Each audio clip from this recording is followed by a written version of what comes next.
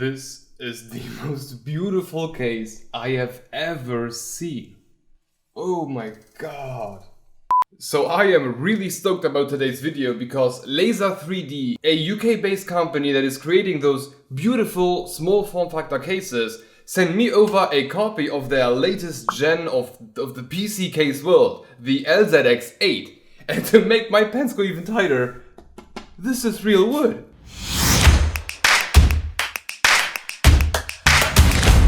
So when getting a Lazer3D case, it's not like your usual experience of choosing between a boring ass case and the same boring ass case with an RGB fan. No, here you will get the good stuff, the custom stuff.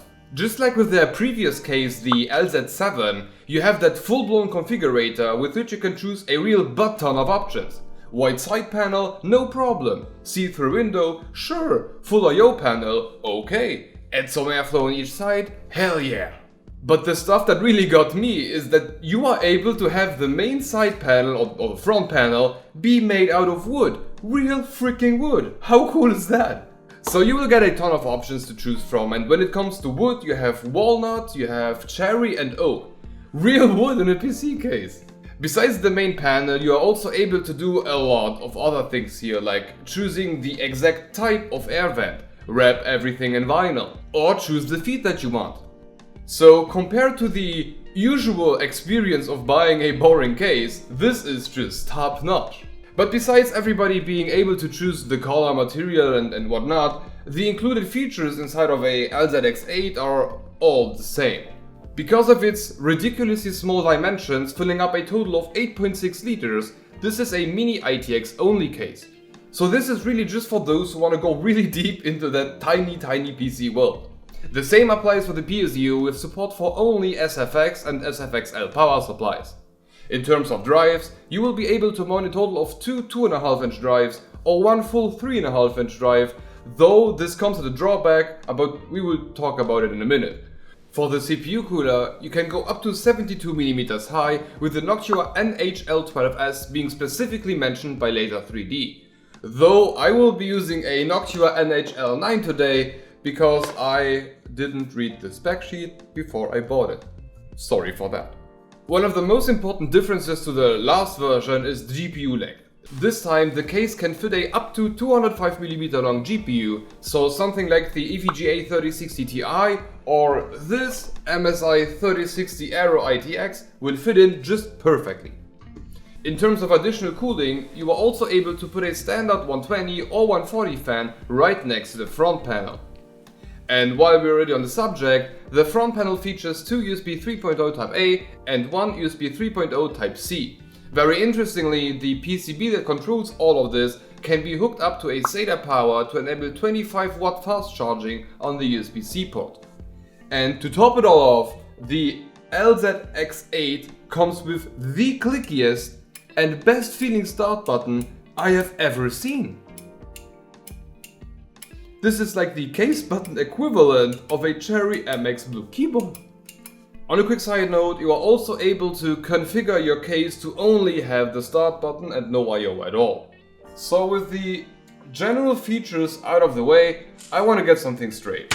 This is far, very far away from being a normal PC case. Therefore, comparing it to anything that even remotely comes with micro ATX support would be a complete disregard to the craftsmanship that went into something that you can stack like 3 times and still have it be smaller than a normal PC case.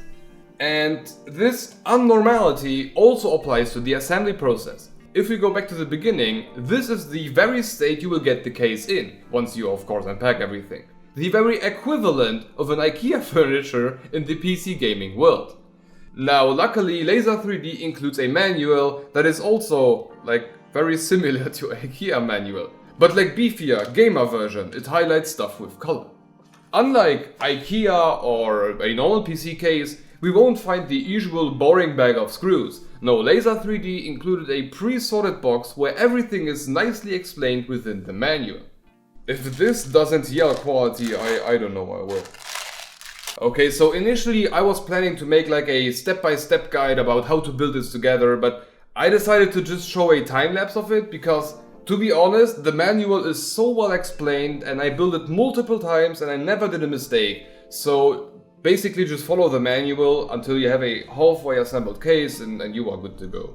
Now, I do want to point out a couple of things about the assembly though. I mentioned before that you can add two 2.5 and one 3.5 inch drive, and that's where this bracket comes in. Mounting the drives is fairly easy, just align them with the screw holes and then screw them in from the back. Now for 3.5 inch drives, this does mean that the drive will be in front of the GPU, basically crippling the amount of GPU length to 172 millimeters. To make it a bit better, you always have the possibility to rotate the left, right and front panel, which would put the 3.5 inch drive in front of the PSU and the I/O compartment next to the GPU. In this scenario, you will just win a couple of centimeters and you will end up with 178. Though you always have to keep in mind that no matter if you use 2.5 inch drives or 3.5 inch drives, something will always end up being in front of the PSU. And this would mean that you will always have more issues with cables as long as you use old school drives. Now, luckily I am not using any drives, I only go for M.2s because, no, fuck SATA, so I don't have to deal with it, but you need to keep this in mind. And there is also something about the I/O panel. Now, by default there will be a cable for SATA power, as I said before. You can use it and you will supercharge your USB-C port and you will be able to, I don't know, charge your heated waifu a lot faster. But I think it's a great feature to have and I'm very glad that I have it, but if I would use it, I would need to use a additional SATA cable for my power supply, which would mean for me that I would end up with a bazillion of SATA plugs where I only need one. So to make this very clear, you don't have to use it. In my case, I can just unplug it and I'm happy that I don't have to use any additional cables. Another point about which I want to talk about is the order in which you build the whole system. If you would follow the manual to the last point, you would end up with this. Yeah, good luck getting those cables in now. So how I like to do it is to assemble almost all of the case with only the top portion still open. Now at this point, I can take my main board, of course with the CPU, the cooler, the RAM, everything pre-installed, and I can now install the front I/O without any hassle nicely outside of the case.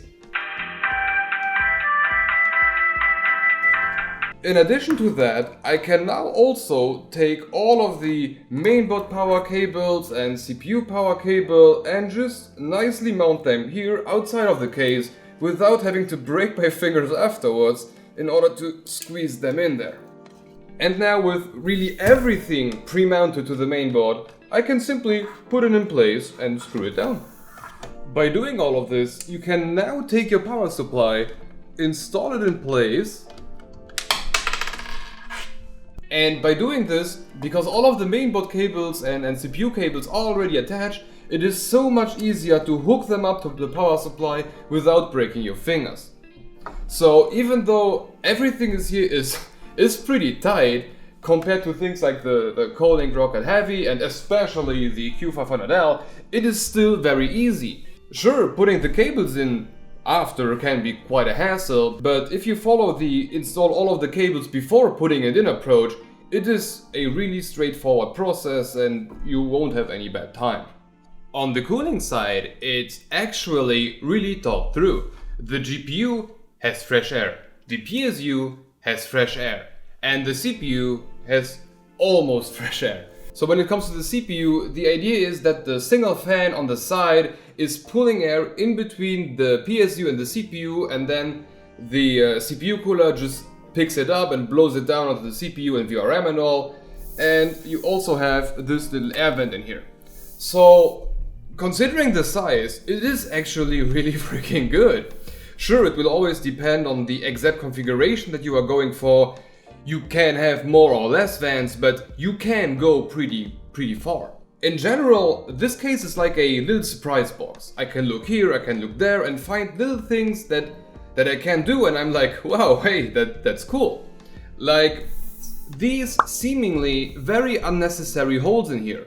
As it turns out, if you go to the next hardware store and get a box of these N3 nuts, what you can do is remove the feet from the bottom, remove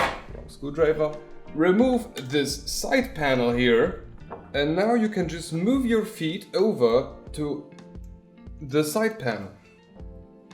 You might think that I'm stupid, but dum da da dum dum dum dum. This looks amazing. Damn.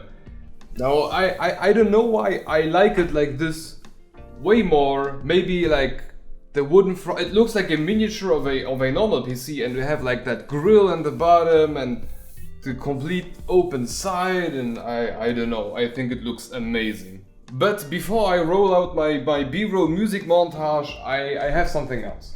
So Lazer3D actually took some extra time. They took our logo and they created like custom panels with our logo cut through. Like here is the I/O panel with even a bigger logo, and a vinyl wrap with our logo like stamped in. I mean, this looks amazing. Thank you. Wow.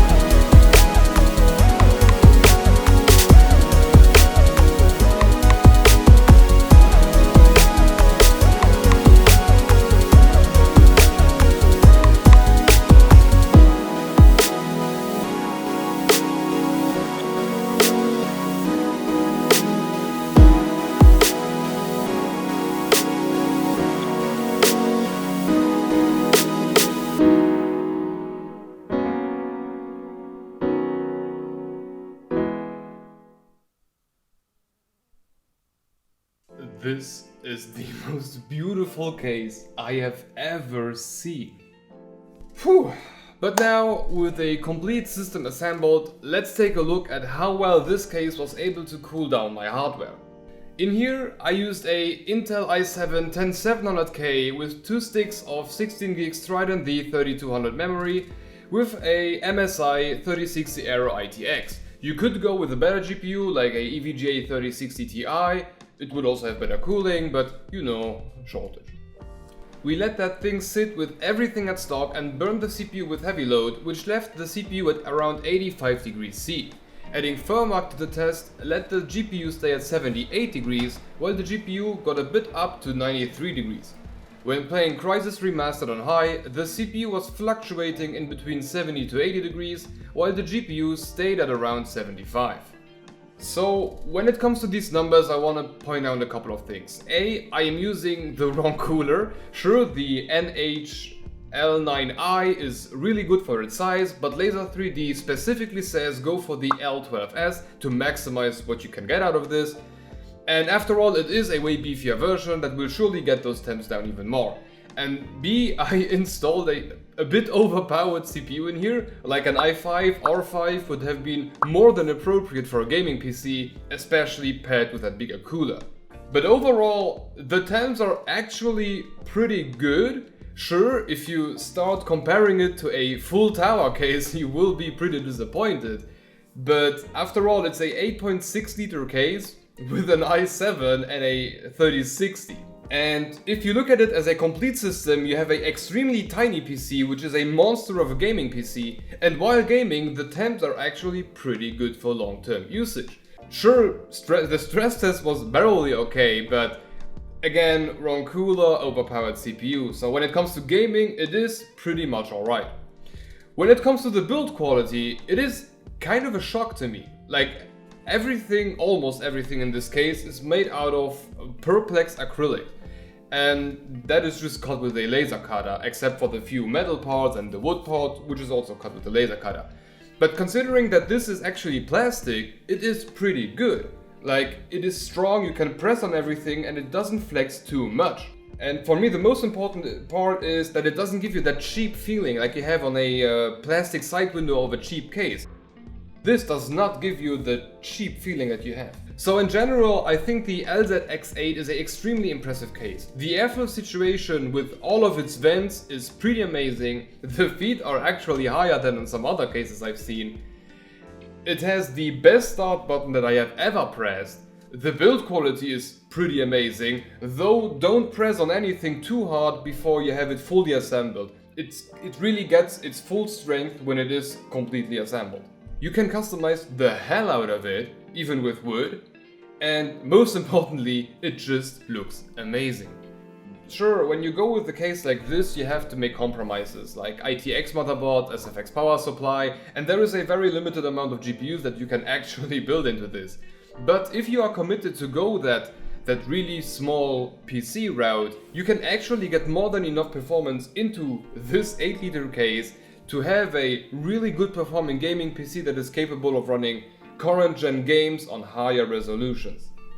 On the possible improvements side, I have just a few things. I think that the front panel should be replaced for USB 3.2 support. The Type-C is already pretty good, but I think 3.2 would make it perfect.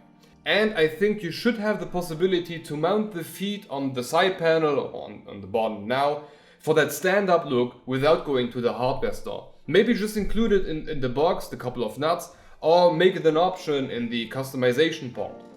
And then the last thing, where I really don't know if I want it, but the whole piece which is supposed to keep the drives in place is already made out of like milky acrylic. So maybe you would want to add an option for an RGB strip to that. But I don't know. It looks classy like this, I don't know. Okay, so the absolute base version of the LZX-8 is going for around 116 pounds, which is like 133 euros or $160 right now. And if you go with the customizable stuff, you start up at 124 and 140 euro or $170. And that can go up to 200 pounds if you max everything out with vents and wood and whatnot. So yes, it is pretty expensive comparing to other mini ITX cases, though not too much. But I do think that the price is absolutely justified. First off, this is customizable and has real wood in it, which is extremely rare in PC cases and I freaking love it. And secondly, Lazer3D is not a multi-million company that is spitting out 3 N-Or 200 pieces a second in some manufacturing site hidden away in China. This is custom stuff, manufactured, packed and sent from the UK. And for myself, I prefer to pay 150, 170 for a really cool case made out of wood, where I know that the guy using the machines is making a living out of it, than to just go and pay 100, 120 for a case where I know that the 10 guys who each put one screw in it were paid a cent an hour. That wasn't directed to any specific company, I'm just saying that I think the price is okay considering the circumstances. But most importantly, this is a piece of art.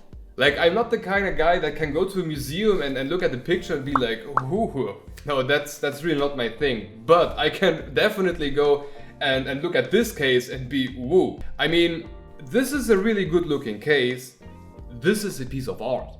Okay, with that said, I would like to thank Lazer3D for providing us this beautiful case and especially for those really cool custom panels with our logo on them. Amazing. I will leave manufacturing links and the links to the configurator and all that kind of stuff down in the description below, so if you want, go check it out. But I am not done with this case. I have just started the really painful journey to gather a very specific set of components, because I will not rest until this thing is completely water cooled.